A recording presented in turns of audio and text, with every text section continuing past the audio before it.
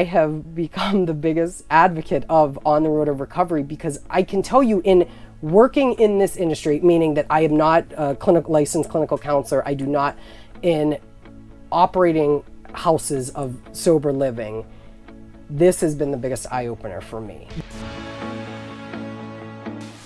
Who would have ever thought, if I was to go back in time and say, you know, within 5 years, I own my own home, I have multiple vehicles, I have custody of my children, you know, the program manager for a level 2 recovery house, a peer supporter in our drop-in center next door, you know, like I motocross race, I love to go fishing, I love to go hunting.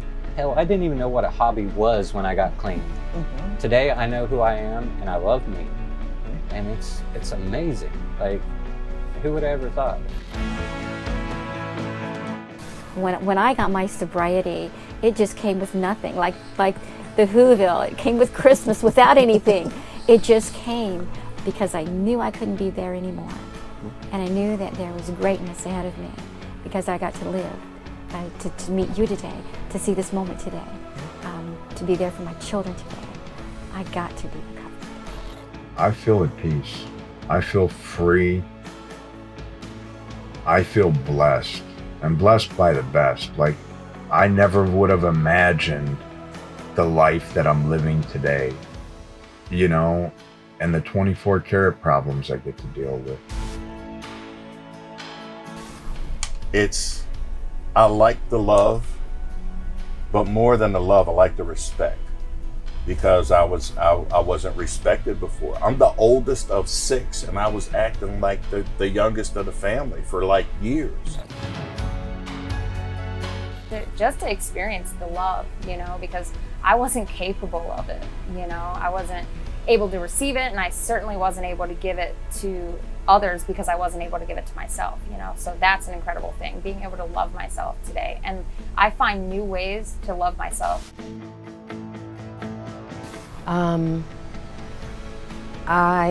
Okay, so now I'll probably cry.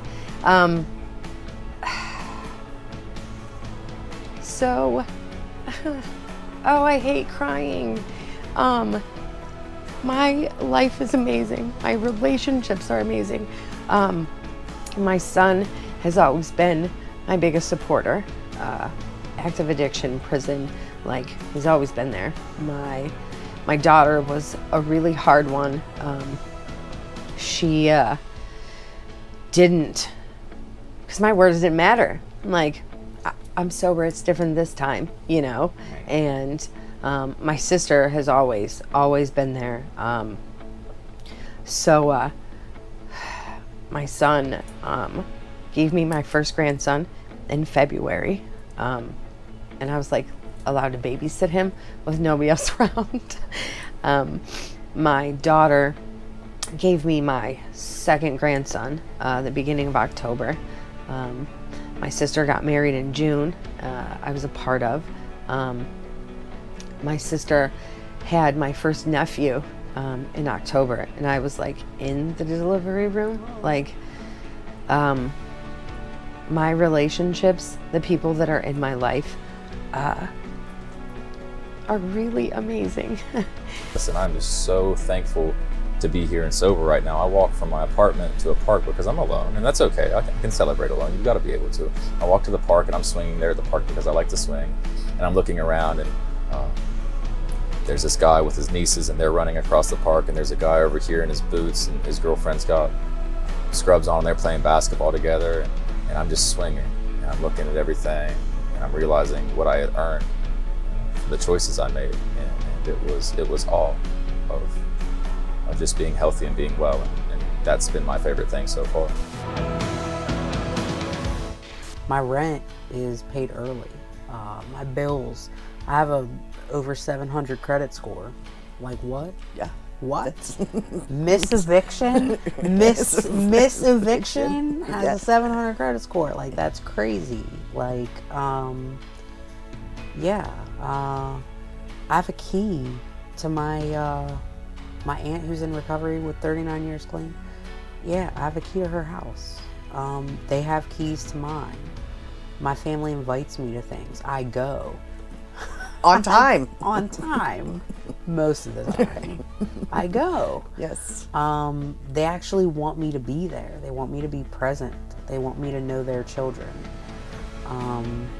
I sometimes want to know their children. I remember it was my birthday. I had about 5 or 6 years clean. And I got a voicemail from my sister. And it said, "Happy birthday, I hope you have a good day." And then I could tell the change in her voice.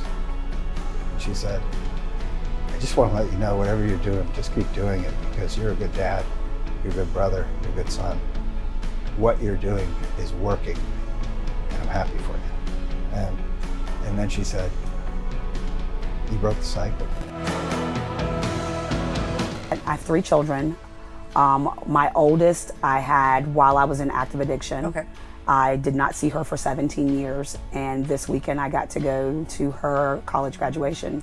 We are super tight, super tight. I hadn't seen her for 17 years, and we hooked back up when she was, I want to say 20, and we had a long road to repairing, but I think we would both say that we have definitely crossed into, not necessarily mother-daughter, but we are really good friends. Like, she calls me constantly, and I'm blessed that she still calls me mom because she doesn't have to. So yeah, things are just, you know, today my life is, it's beautiful. It sounds beautiful. No matter how bad it gets, it's good, you know? Yeah. All I got to do is remember one thing. Put my recovery first.